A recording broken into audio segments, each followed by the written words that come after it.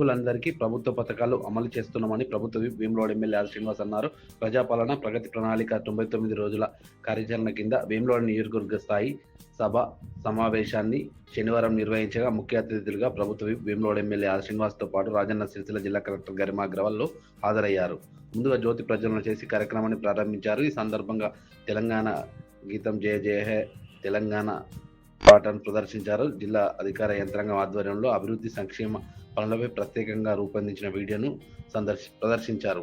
నేతన్నలకు భరోసా కింద 4,06,500 కళ్యాణలక్ష్మి చెక్కులు, ప్రభుత్వ రెసిడెన్షియల్ విద్యాలయాల బాధ్యులకు శానిటరీ నాప్కిన్స్, ఇన్సివేటర్స్, దివ్యాంగులకు వీల్ చైర్లు పంపిణీ చేశారు. మహిళా సంఘాలకు ఫుడ్ స్టాల్స్, వ్యవసాయ ఉద్యాన శాఖ ఆధ్వర్యంలో ఆయిల్ ఫామ్ ఉత్పత్తులు, సన్న వరి సాగు, జిల్లా సంక్షేమ శాఖ ఆధ్వర్యంలో సఖీ కేంద్రం, పోషణ మాసం, బాలల భద్రత, డ్రగ్ రహిత తెలంగాణ వారోత్సవాల స్టాల్స్ను ప్రదర్శించి వివరాలను అడిగి తెలుసుకున్నారు.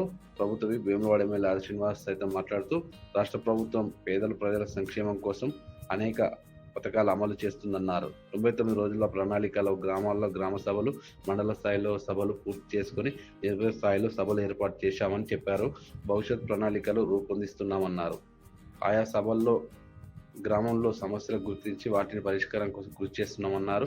జిల్లా కలెక్టర్ గరిమా అగ్రవాల్ అన్ని శాఖల అధికార సమన్వయంతో పనిచేస్తున్నారని వారిని అభినందిస్తున్నట్లు తెలిపారు. మహిళలకు ఉచిత ఆర్టీసీ బస్సు ప్రయాణం కల్పించామని సుమారు 10,000 కోట్ల రూపాయల మహిళలు ఆదా అయ్యాయన్నారు. సేవలకు రాష్ట్రంలో పెద్దపీట వేస్తుందని కార్పొరేట్ విద్యా సంస్థలకు ధీటుగా ప్రభుత్వ పాఠశాలలో బలోపేతం చేస్తున్నట్లు చెప్పారు. మెను ప్రకారం నాణ్యమైన ఆహారం అందిస్తున్నామని, నూతనంగా 200 కోట్లతో అంతర్జాతీయ ప్రమాణాలతో 25 ఎకరాల్లో young India integrated residential school మంజూరు అయిందని, హైదరాబాద్ పబ్లిక్ స్కూల్ తరహాలో రానున్న రోజుల్లో తెలంగాణ పబ్లిక్ స్కూల్ ఏర్పాటు చేయనున్నట్లు పేర్కొన్నారు. రాష్ట్రంలో స్పోర్ట్స్ స్కిల్ యూనివర్సిటీ ఏర్పాటు చేస్తున్నామని చెప్పారు. ముఖ్యమంత్రి రేవంత్ రెడ్డి రాష్ట్రంలో గంజాయి రహిత రాష్ట్రంగా మార్చేందుకు కృషి చేస్తున్నారని, వేములవాడ రాజన్న ఆలయ అభివృద్ధికి 150 కోట్ల అభివృద్ధి పనులు శరవేగంగా జరుగుతున్నాయని, ముఖ్యమంత్రి రేవంత్ రెడ్డి రాజన్న ఆలయ అభివృద్ధిపై చిత్తశుద్ధితో ఉన్నారన్నారు. వేములవాడ పట్టణ ప్రజల చిలకర కోరికైనటువంటి రోడ్డు వెడల్పు విస్తరణ పనులు చేస్తున్నామని అన్నారు.